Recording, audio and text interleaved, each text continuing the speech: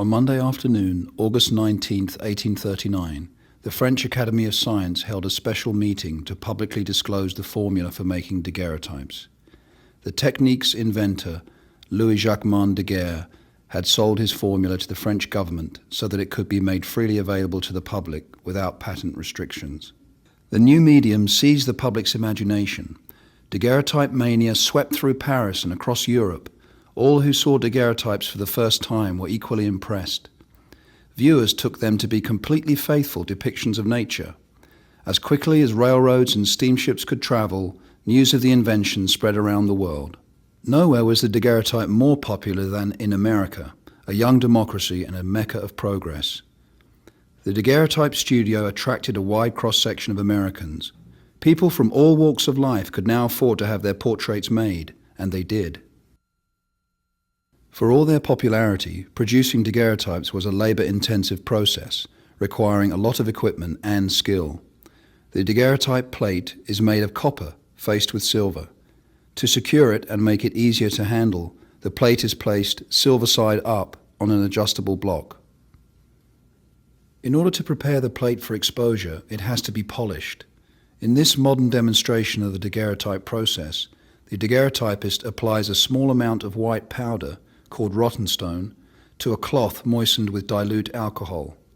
The daguerreotypist applies the alcohol and rotten stone to the surface of the plate using a consistent motion. The daguerreotypist sprinkles a fine red powder known as rouge onto a long padded stick.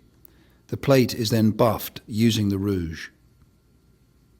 Polishing the plate in the same direction improves viewing of the highly reflective surface. The plate is then buffed a second time with a clean padded stick in order to increase its reflectivity. It is now ready to be made light sensitive. In the dark, the daguerreotypist places the polished plate face down in a sensitizing box, which contains a small amount of iodine crystals. In about 15 to 45 seconds, fumes from the iodine react with the silver, coating the plate with silver iodide. This process would then be repeated with fumes from bromine, or quickstuff. From the sensitizing box, the daguerreotypist removes the plate, now coated with bromo-iodide of silver. The plate is now light sensitive and ready for use in the camera. The daguerreotypist places the light sensitive plate in a plate holder with the coated side down. It is then secured into place. The viewing glass is lifted out of the camera and replaced with the loaded plate holder. The dark slide is removed to make the plate accessible for the exposure. To make the exposure, the daguerreotypist removes the lens cap. Early exposure times were notoriously long and sometimes uncomfortable, often taking more than 20 seconds. To ensure that the sitter did not move during the exposure, an 1840 Boston newspaper recommended the following. His head should be placed on a semicircle of iron fitted to the back of the chair. His arms may be arranged at pleasure.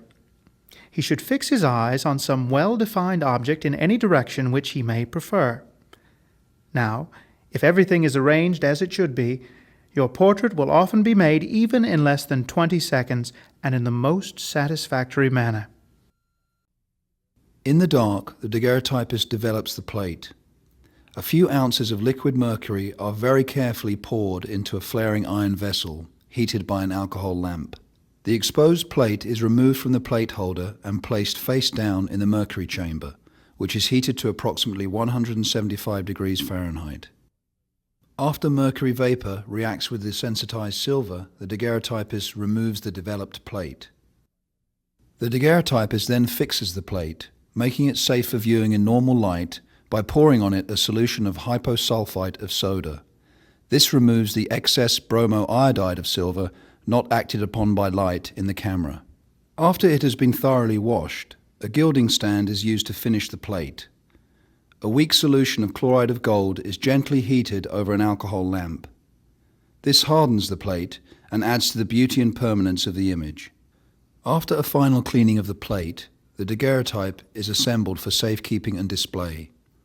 The plate is put into a shallow hinged case that includes a decorative mat and preserver, both of brass, and a glass cover with taped edges.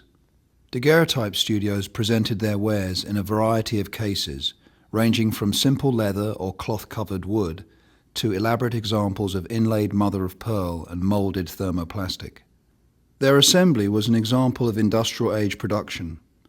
The work was often done by women and children, as in this factory, one of the largest of its kind.